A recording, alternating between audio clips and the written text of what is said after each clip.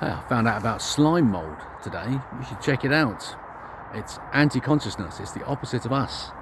It's a single cell with infinite number of nuclei and an increasingly expanding number of nuclei, whereas we are an infinite number of cells with a single nuclei, our centre of bending in our hearts, the metaphor, the myocardial fold, the pulse, the pulsatile, the CSF pump, you remember?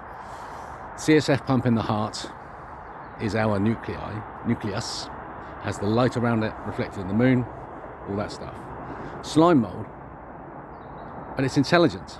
It has a base intelligence in that it can strategize territory. It's territorial by default. So it doesn't want to take over territory. It wants to make sure that the territories are set. That's how it works.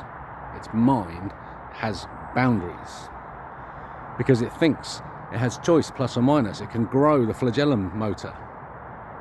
It grows the slime mould can grow tails. So flagellum motors, of course it can construct them from the twisting, but it's corrupt. It's corrupt because it's using the energy of the nuclei, which should be singular. That stuff, slime mould, leaked into our dimension, and it's weakening us. It is on the outside of our firmament, okay?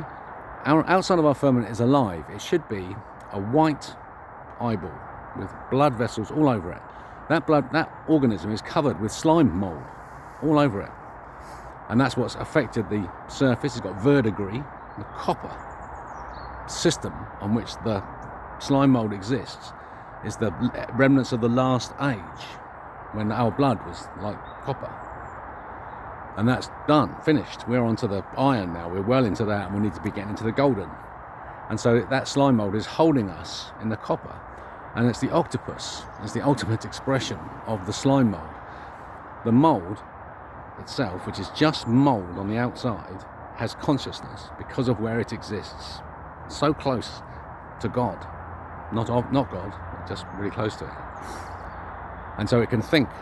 And so and it can, like an octopus, can push a tentacle into the smallest places. Well, just take that to the nth degree, the secret policeman's needle, and see the point of it going into the nuclei itself and crossing a dimension. And so those octopus are the expression of the intelligence that runs us. This slime mould in territorial strategic planning organism is infecting our brains. And so we have cancer of consciousness, making us stupid because it makes our blood thicker and our CSF pulsatility. Now, my mother died of cancer. My father died of his heart. And my friends and his wife are all going senile. Why? Because it's the ductility of the CSF, the cerebral spinal fluid. Medicine knows there are areas in the brain of stagnant CSF. And it'll be them Lewy bodies.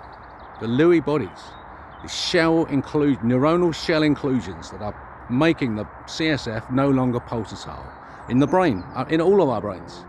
So we've been forced to be more stupid. But the effect of that is that as you weaken, as you get older, it just starts to destroy you. And that's what the system is doing. The system you're choosing to exist in every day is that one. I is this slime mold. Now,